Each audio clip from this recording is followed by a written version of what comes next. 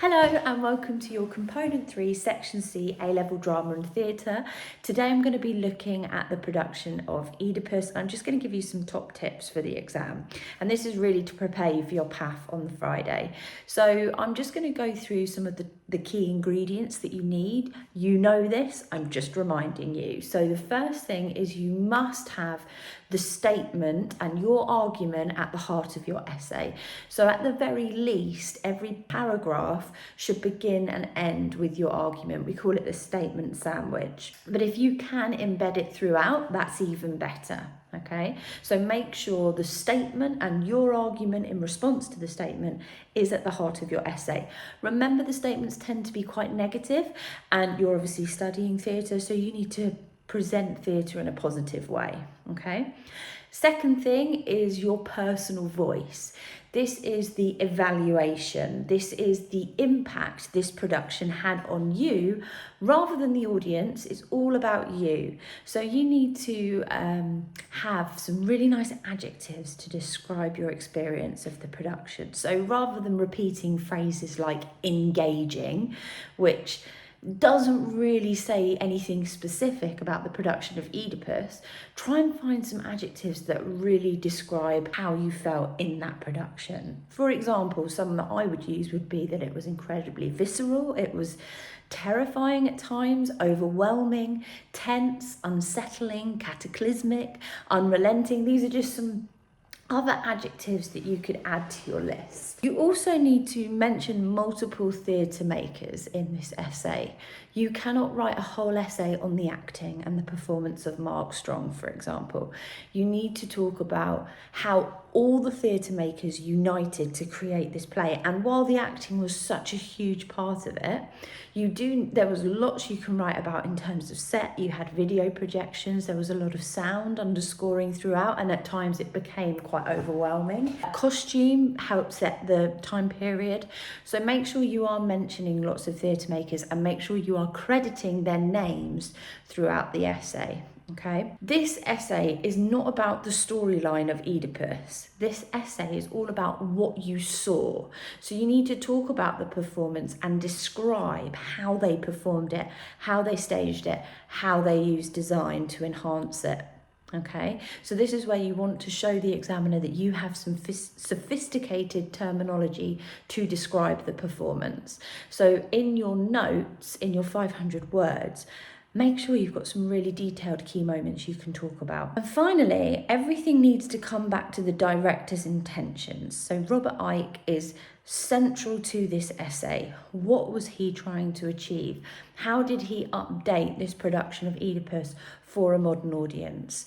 And at the very least, you should be mentioning him in your introduction, but it's great to keep linking it back to what he wanted to achieve. I'm just going to give you a quick example now of how you can embed your personal voice in this essay. In your introduction, you will write a sentence or two about what the production is about. One, just in case the examiner doesn't know the new updated storyline of Oedipus in this adaptation, and two, because it shows the examiner that you do understand what happened in the play. So this is an example of how you could write it. In Robert Icke's adaptation of Oedipus, the story follows the unravelling of Oedipus's life as he discovers that he has unknowingly fulfilled a prophecy by killing his father and marrying his mother. Okay, really simple.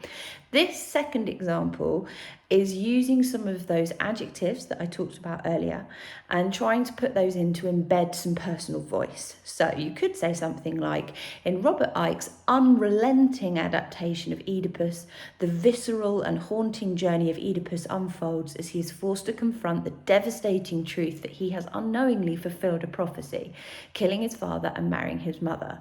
Already knowing the inevitable ending of the play, I was struck by the intensifying psychological torment and inescapable fate of the ancient tragedy. So there's some really lovely adjectives in there, and it's also using the word I. So it's immediately alerting the examiner that this is your personal opinion. Something else that's really important to understand are some of the theatrical devices that Robert Icke has used to create this adaptation and to stage it for a modern audience. So one of the first devices he's used used is how he has modernized the setting and the design. So he has placed this ancient story in a very contemporary context, because we are at an election, and a political election. It's a huge political landscape. We're in a press office. We start footage, the interview of Oedipus, and then we enter his press office. So it immediately feels more immediate to the audience and more relatable. And you've got these very modern elements like sleek, functional sets. We've got the television screens, contemporary clothing, the technology which anchors this story in a very familiar world. So that is actually a theatrical device that Robert Icke has chosen to use. The second theatrical device I would be aware of is the style of this play, which is psychological realism. The depth of the characters is explored in a really intense and realistic manner. We see the political side to Oedipus, but we also see the very domestic family side of Oedipus, and we see him grapple with morals. He always tries to do the right thing, and this is what becomes his downfall in the end. He wants to know the truth because that is what's right, and that is what leads to his downfall. Okay, and don't forget that in the original story of Oedipus, a lot of the speeches would have been delivered by characters like Corin the messenger, whereas actually in this version, Robert Icke has given these monologues back to these main characters. Like Jocasta actually talks about what happened to her son. So it becomes so much more emotional, and it gives her so much more psychological depth and a journey for her character, and one that we can immediately connect with and relate to because she's so vulnerable for her. You also have the sound and music, which are very integral to the production. I actually found throughout it felt very subliminal. I felt like I could hear something, but I wasn't quite sure. Sometimes I wasn't sure if it was something outside the room or inside. And then at times it became quite obvious that the sound was there to create the tension or the unease or reflect the impending doom. So there was lots of sort of dissonant, haunting sounds, choral sounds, perhaps reflective of the chorus work of ancient Greek theatre, but also it gave it this sort of otherworldly feel. And this is all to reflect almost Oedipus's emotional collapse. And at the very end, the cheering after Oedipus blinds himself, I found so overwhelming, and I felt so overstimulated. I almost was like in tears at this point, because I just think the sound really enhanced that ending, where we've got this sort of juxtaposition between Oedipus blinding himself and the cheers of the crowd. Another device that Robert Icke's used is the use of the clock counting down. This was a very modern take on this idea of finding the truth. It became very much a symbol of time and fate. It was a constant reminder of the inescapable passage of time. This looming inevitability of fate, which is a key theme in Oedipus.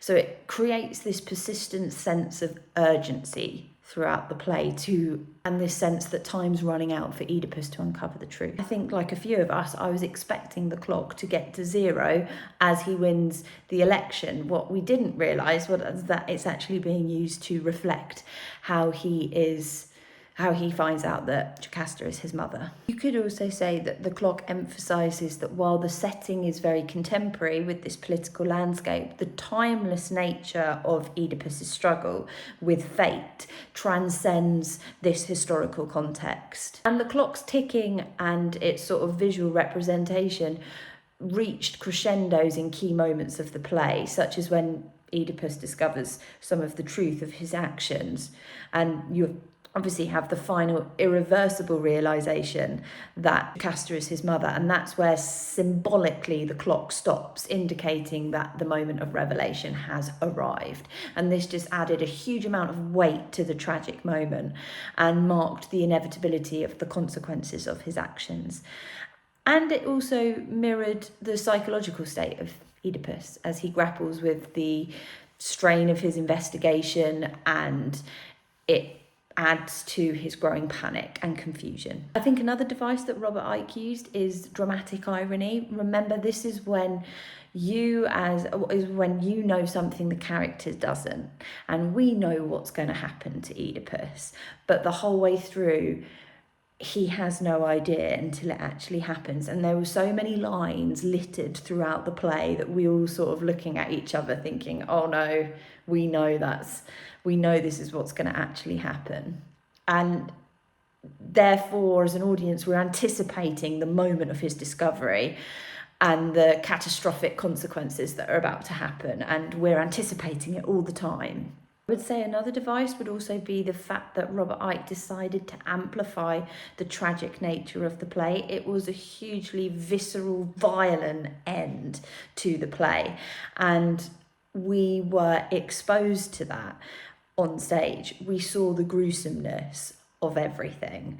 So it just added to the tragedy. And I think it's so impressive, as we knew it was coming, it was so impressive that it still did have an element of shock. I wasn't expecting Jocasta to shoot herself, and I wasn't expecting the blood to be all over the glass. So I thought that was really impressive, the way it still had, despite us knowing, this really gruesome end.